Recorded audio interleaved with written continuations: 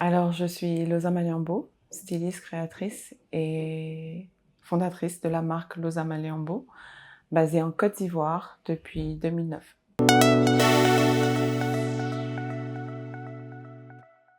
Alors, je suis née au Brésil, j'ai grandi entre la Côte d'Ivoire et les États-Unis. Et maintenant, je suis retournée en Côte d'Ivoire pour la suite.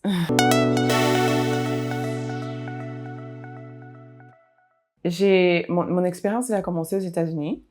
Après mes études, j'ai fait quelques stages dans la mode avec des créateurs afro-américains et américains.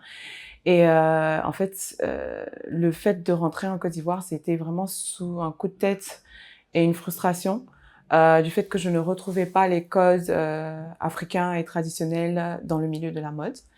Et pour avoir grandi en Côte d'Ivoire et avoir été submergée par l'esthétique de l'Afrique, les tissus africains, l'artisanat africain que je ne retrouvais pas justement dans le milieu de la mode, m'a vraiment poussée à rentrer et à explorer ces différentes pratiques dans une collection, voilà, et dans une marque.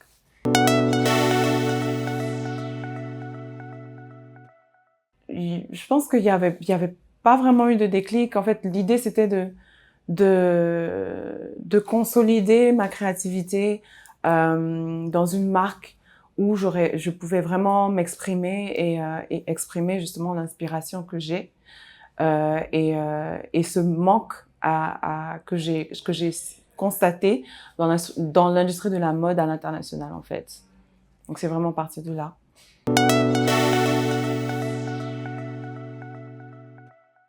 En fait, moi, je me pose beaucoup de questions dans mon processus créatif.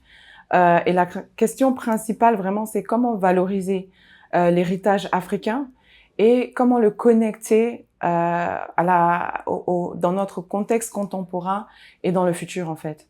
Donc, beaucoup de pièces que je crée sont, on va dire,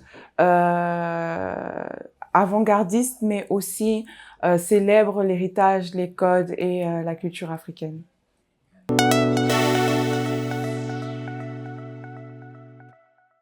Eh bien, continuer dans cette lancée. L'idée, c'est de vraiment pouvoir continuer dans cette lancée, améliorer le savoir-faire, améliorer les pièces, améliorer la collection. En fait, c'est un continuel...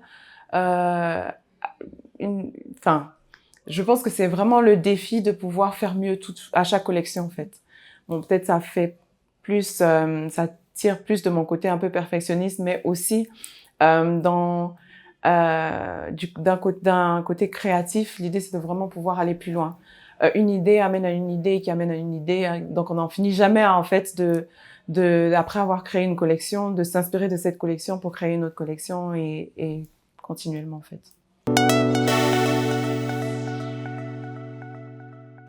Je pense que l'un des plus gros challenges, je pense que déjà le déni de rentrer en Côte d'Ivoire pensant qu'on va changer le monde. On vient avec ce qu'on a appris de l'étranger et on se dit, voilà, nous, on a toutes ces connaissances et puis on se dit, voilà, on va imposer cette vision-là. Quelque part, il y a un sous-entendu de vouloir imposer cette vision et de changer les choses. Et je pense que ça a été une grosse leçon de ma part et une grosse réalisation, en fait, que c'est pas comme ça que ça se passe. Il faut vraiment pouvoir avoir la sensibilité comme les Américains, ils disent, read the room. Lire la pièce, je veux dire, prendre connaissance, prendre conscience du contexte et des réalités locales. Et maintenant, la créativité relève de comment utiliser les réalités locales pour créer quelque chose de nouveau, en fait. Donc ça, on va dire plus précisément, travailler avec les artisans plutôt que d'imposer un modèle qu'on a dans la tête. L'idée, c'est de vraiment pouvoir étudier ce qu'ils font déjà, étudier ce qu'ils font déjà bien et de créer justement des concepts autour de ça pour valoriser leur travail, mais aussi pour s'exprimer créativement.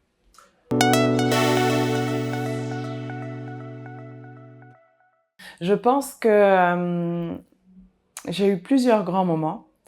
Le premier a été Beyoncé qui a mis en valeur des vêtements à moi dans un de ses clips vidéo, Formation en 2016 et Black is King, King Already en 2020, où elle a porté mes vêtements.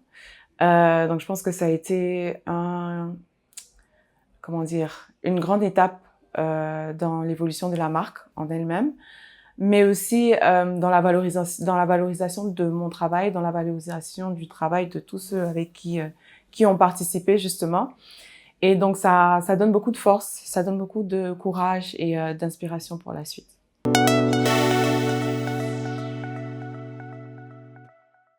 Toujours plus loin, aller plus loin,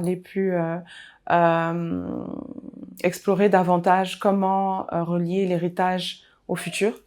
Donc, dans notre présentation qui a eu lieu hier, justement, on a travaillé avec une artiste géniale qui s'appelle Delphine Diallo, d'origine franco-sénégalaise et qui vit à New York depuis très longtemps et qui explore justement le milieu de l'intelligence artificielle dans la vidéo et dans la photographie.